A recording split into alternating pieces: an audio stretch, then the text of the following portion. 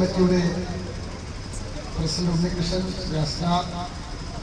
ശ്രീ ഷാനവാസ്, നിങ്ങളൊക്കെ ഒരുപാട് സമയമായി 4 മണിക്കൂറായി ഇവിടെ ഇരിക്കുന്നവരാണ്.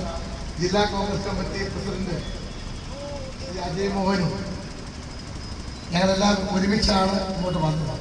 ഞങ്ങളുടെ കൂട്ടത്തിൽ നമ്മുടെ മുൻ യൂത്ത് കോൺഗ്രസ് പ്രസിഡന്റും DC സെക്രട്ടറി പുള്ളിക്കാരനും നമ്മുടെ കൂടെ ഉണ്ടായിരുന്നു. താമസിക്കുന്നത് കൊണ്ട് ഞങ്ങൾ മുമ്പിൽ വിട്ടതാണ്.